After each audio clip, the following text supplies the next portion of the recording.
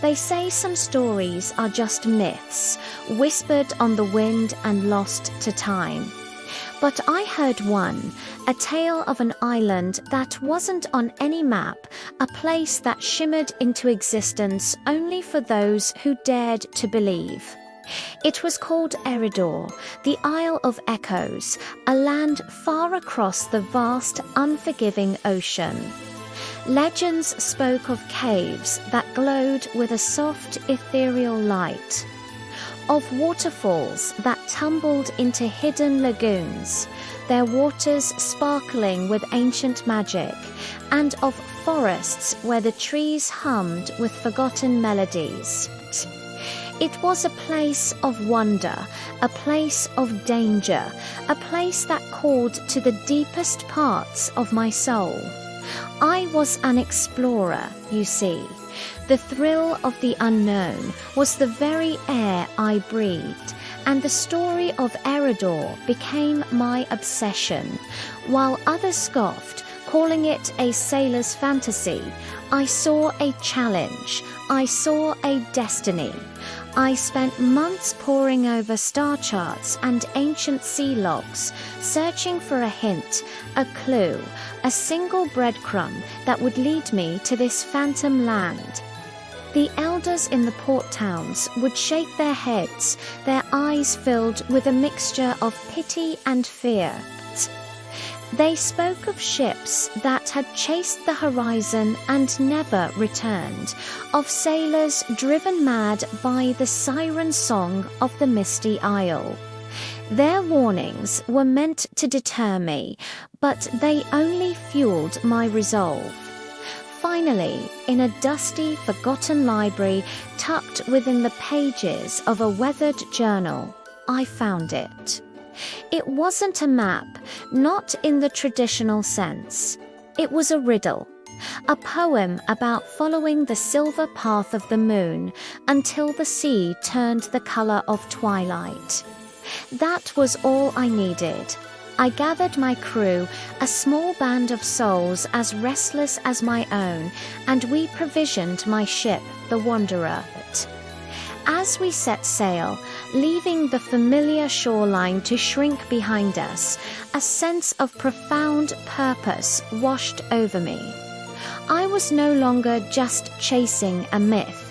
I was charting a course into the heart of a legend. The journey was every bit as perilous as the legends had foretold. For weeks, the sea was a placid mirror reflecting an endless, empty sky. The calm was unnerving, a quiet before the inevitable storm. And when it came, it was a tempest of biblical proportions. Waves like liquid mountains crashed over our deck, threatening to splinter the Wanderer to pieces. The wind shrieked like a vengeful spirit, tearing at our sails. My crew, though brave, began to lose hope. It was in the eye of that storm, clinging to the ship's wheel with every ounce of my strength, that I remembered the riddle. Follow the silver path of the moon. We couldn't fight the storm, so we had to move with it, using its raw power to propel us forward. It was a gamble, but it was our only chance. We rode the monstrous waves, navigating not by sight, but by instinct, by the faint pull of something otherworldly. Just as our spirits were about to break, the storm subsided as quickly as it had appeared. And there, on the horizon, bathed in the soft glow of the dawn, was an island. It was just as the stories had described. A single colossal peak rose from its center, shrouded in a swirling mist. As we drew closer, the air grew thick with the scent of unknown blossoms and the sound of strange, melodic birdsong. But the entrance to the island was guarded. A swirling, magical maelstrom of water and wind circled the entire coastline, a barrier that no ship could penetrate. We were so close, yet so far. That night, as I watched the maelstrom churn under the moonlight, I noticed a pattern. For a fleeting moment, exactly at the peak of the tide, a narrow channel would open, a calm path through the chaos. It was another test. We had to time our passage perfectly. With bated breath and hearts pounding, we waited. As the tide swelled and the channel appeared, I gave the order. We sailed through the watery gate, the magical winds whipping around us, and finally we made landfall on the shores of Eridor. The island was more magnificent than any story could capture. The sand on the beach shimmered with flecks of what looked like crushed jewels. We first ventured into one of the glowing caves the legends spoke of. The walls weren't lit by torches or bioluminescence. The rock itself pulsed with a gentle, warm light, casting dancing shadows that seemed to tell stories of their own. Deep within the cave system, we came upon a chasm too wide to jump. As we pondered how to cross, a creature emerged from the shadows.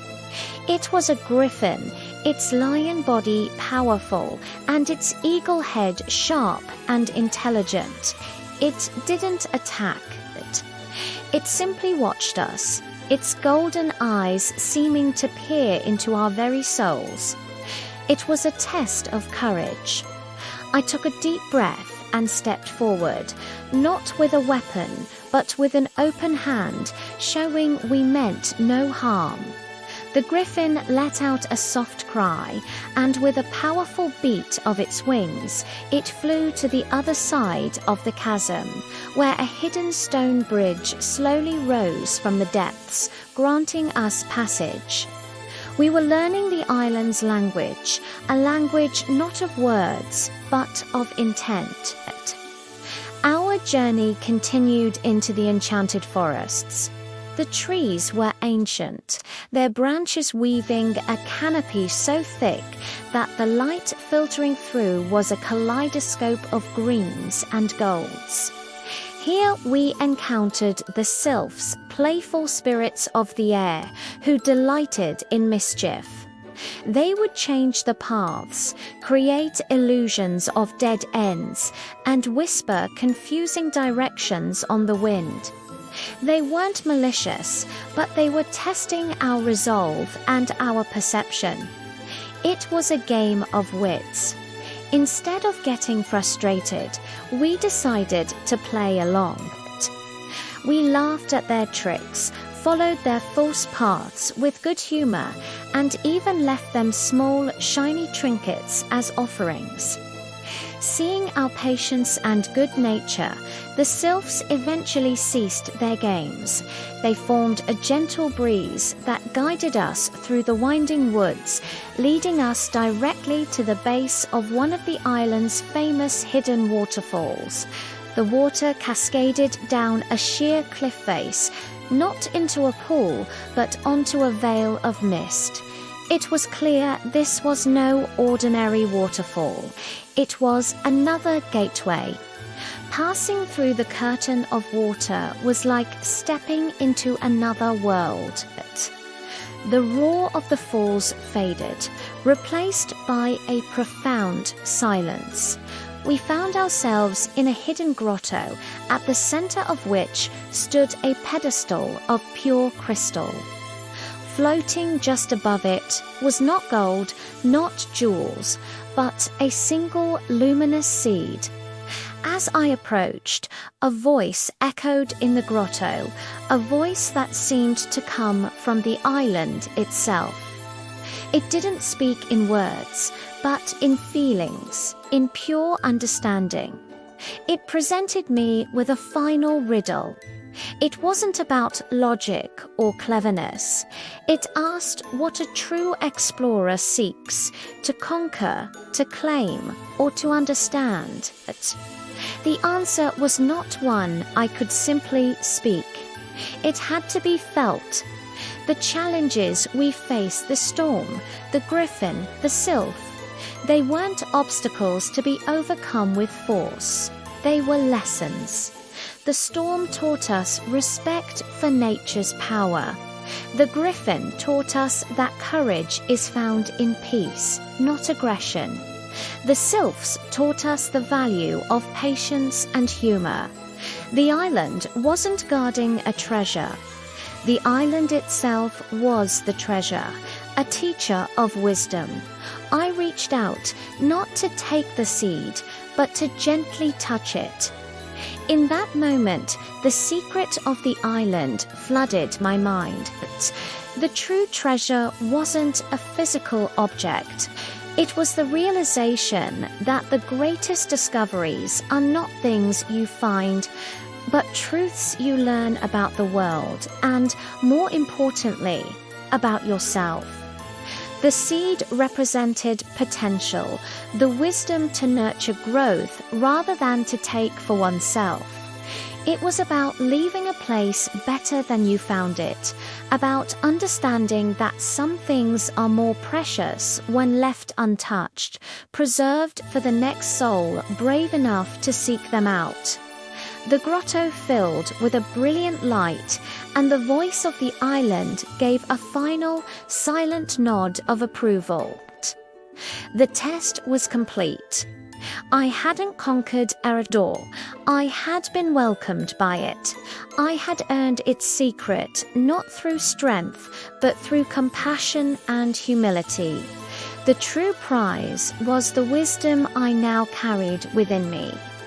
We left the grotto, the luminous seed still floating on its crystal pedestal, waiting for the next adventurer.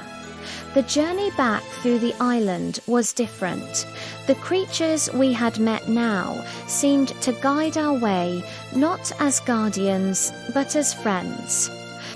As we sailed away from Eriador, passing back through the magical maelstrom which parted for us without any trickery, the island began to fade into the mist, as if it were sinking back into the realm of myth. We didn't carry gold or artifacts on our ship, but we were richer than we could have ever imagined. We brought back stories, not of conquest, but of connection. We brought back a new understanding of the world. When we returned home, I was a changed man. The restlessness in my soul had been replaced by a quiet, profound peace. I no longer sought to put my name on maps, but to understand the stories the world had to tell. I shared the tale of Eriador, not as a place to be plundered, but as a parable. The greatest treasures aren't hidden in chests. They are the wisdom, the compassion, and the humility we gain on our journeys. And somewhere far across the ocean, the Isle of Echoes waits. It waits in the mist, a silent testament to the idea that the true purpose of exploration is not to own the world, but to learn from it, to grow with it, and to leave it whole for those who will follow. The legend lives on, calling to the next brave soul who understands that the journey itself is the real reward. Thank you so much for joining me on this incredible adventure.